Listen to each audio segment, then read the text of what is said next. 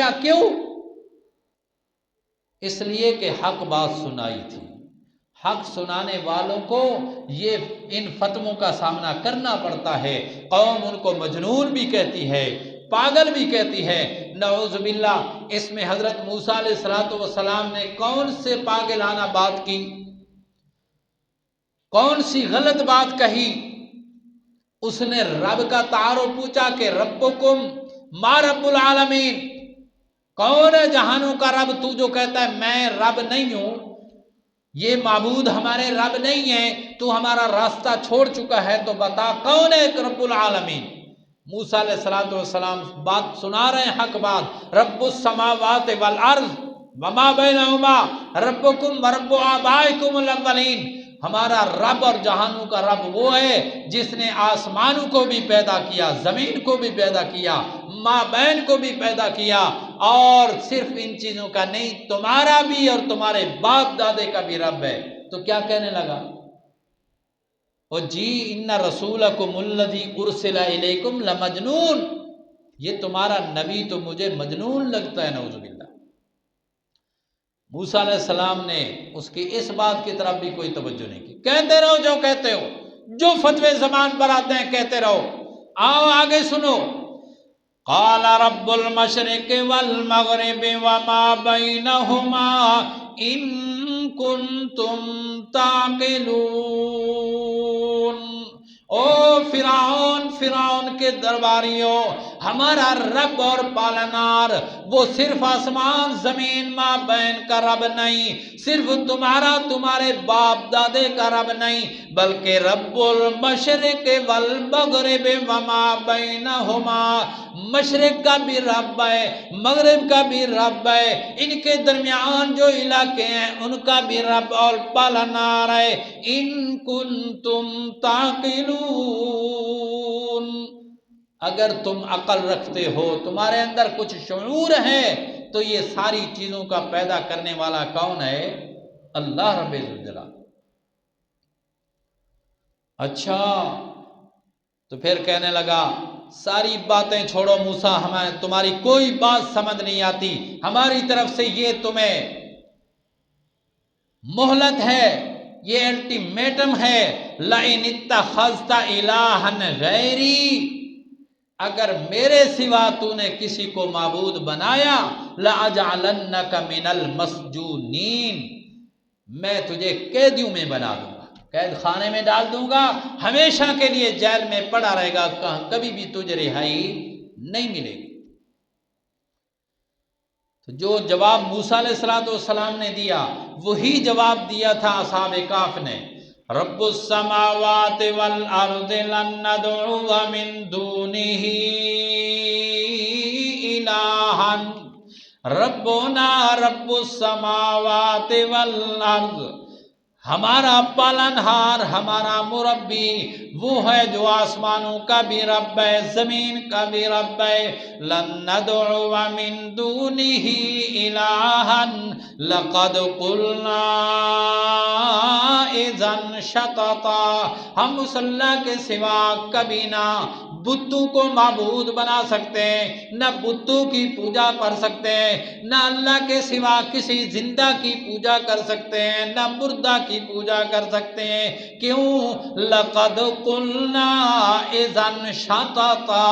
اگر ایسا ہو گیا ہم اللہ کو چھوڑ کر غیر اللہ کے دربار پر جھک جائیں، غیروں کے درباروں پر پیشانی جھکا دیں، تو پھر ہم سے بڑا گمراہ کوئی نہیں ہو سکتا۔ لقد قلنا اذا شططا، سب سے بڑی غلط بات اور گندی بات ہماری ہوگی، اس لیے ہم اللہ کے سوا کسی کی پوجا نہیں کر سکتے۔ باقی رہا قوم کا معاملہ، قوم کے مذہب کا معاملہ، قوم کی عبادت کا معاملہ، قوم کے معبودوں کا معاملہ، ہؤلاء قومنا اتخذوا من دونہ آلیہ، یہ ہماری قوم والے، کنبے قبیلے والے، ہمارے باپ دادے، ہمارے چچے مامے، ہمارے دادے حال ننیال، یہ قوم والے اتخذوا من دونہ آلیہ، انہوں نے تو اللہ کو چھوڑ کر غیر اللہ کو معبود بنا رکھا ہے، اپنے ہاتھ کے تراشے ہوئے بتوں کو معبود بنا رکھا ہے، انہوں نے تو بادشاہ کے سجدے شروع کر رکھے ہیں۔ جس طرح آج ہمارے دور کے اندر بھی کیا ہو رہا ہے، قبروں کی پوجا ہو رہی ہے، یہ قبروں کی درباروں پر سجدے، درباروں پر جھکنا، قبروں کی پوجا پاٹ، بزرگوں کی پوجا پاٹ، جس طرح بتوں کی پوجا پاٹ شرک اور گمراہی ہے، اسی طرح قبروں کے سجدے، درباروں پر جا کر نظریں نیازیں پیش کرنا، سر جھکانا یا اپنا دامن پھیلانا، یہ بھی اسی طرح کفر اور شرک ہے جس طرح بتوں کی پوجا پاٹ شرک ہے۔ لولا یاتون علیہم بسلطان بین، یہ ہماری قوم والوں نے اللہ کے سوا غیروں کو معبود تو بنا رکھا ہے، لیکن ان کی معبودیت پر دلیل کیوں نہیں لاتے؟ جس طرح ہم دلیل لے آئے، ربنا رب السماوات والارض، ہمارا رب تو وہ ہے جو آسمانوں اور زمینوں کا خالق ہے، ذرا یہ بھی تو کوئی دلیل، لولا یاتون علیہم، کیوں نہیں لاتے وہ ان کی معبودیت پر بسلطان بین، صاف اور واضح دلیل۔ جس طرح ہمارا رب تو دلیلیں دے رہا ہے، سنریہم آیاتنا فی الآفاق وفی انفسہم حتی یتبین لہم انہ الحق، ہمارا رب تو بار بار کہتا ہے ہم تمہیں ایسی نشانیاں دکھائیں گے، تمہارے جان کے اندر بھی، تمہارے 6 فٹ کے وجود کے اندر بھی، آفاق عالم کے اندر بھی یہ ساری میری قدرت کے نمونے موجود ہیں، دیکھو حتی یتبین لہم انہ الحق، یہاں تک کہ اللہ فرماتے ہیں ہم حق کو واضح کر کے چھوڑیں گے، کوئی اخفا حق کے اوپر نہیں رہے گا، یہ ساری چیزوں کا خالق اللہ ہے، یہ ان کی معبودیت پر کوئی دلیل تو لائیں۔ فَمَنْ أَظْلَمُ مِمَّنِ افْتَرَى عَلَى اللَّهِ كَذِبًا،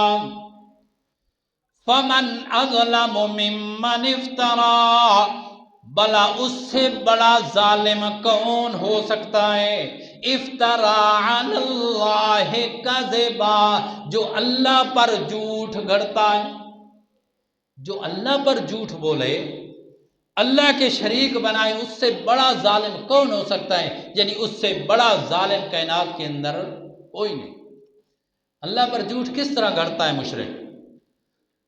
وہ کہتا ہے جی اللہ کریم نے ان کو بھی کچھ اختیارات دے رکھے ہیں،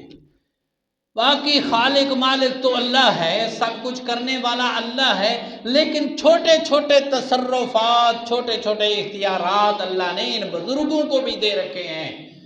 بتوں کو بھی دے رکھے ہیں۔ ہمارے علاقے کے اور ہمارے دور کے مشرکین وہ کہتے ہیں ان حضرات دربار والوں کو اللہ تعالیٰ نے جو اس قبر کے اندر مدفون ہے ان کو اللہ کریم نے کچھ اختیارات دے رکھے ہیں نا جی، اس لیے کچھ نہ کچھ بگڑیاں بنا سکتے ہیں، بیٹا بیٹی دے سکتے ہیں، بارشیں برسا سکتے ہیں، یہ چھوٹے چھوٹے علاقوں کے تصرفات اللہ نے ان کو دے رکھے۔ حالانکہ اللہ کریم نے صاف اعلان، اللہ کریم فرماتے ہیں میں نے اپنا کسی کو شریک، سبحان الذی اسرا، وہ ذات تو شریکوں سے پاک ہے، نہ اس نے اب نبیوں کو اپنا شریک بنایا، نہ ولیوں کو شریک بنایا، نہ شہداء کو، نہ صالحین کو، وہ تو ہر قسم کی شراکت سے پاک اور منزہ ہے، لیکن اس کے باوجود بھی اللہ پر جھوٹ گھڑتے ہیں۔ فمن اظلم ممن افترى علی اللہ کذبا۔ اس کے بعد حضرات اصحاب کہف نے پھر مشورہ کیا اور کہا کہ جی جب تم اپنی قوم کے معبودوں سے جدا ہو چکے ہو، ان کی عبادت سے جدا ہو چکے ہو،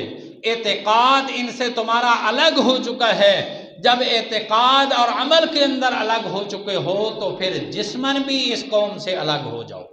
جسم کو بھی الگ کرو۔ یہ قوم تو اللہ کو دعوت دے رہی ہے، اللہ کے غضب کو، اللہ کی غضب کے داعی ہے یہ قوم، فلہذا تم ان سے جدا ہو جاؤ۔ وَإِذِ اعْتَزَلْتُمُوهُمْ وَمَا يَعْبُدُونَ إِلَّا اللَّهَ، یہ بزرگ اولیاء اللہ 7 جوان کہنے لگے اِذِ اعْتَزَلْتُمُوهُمْ،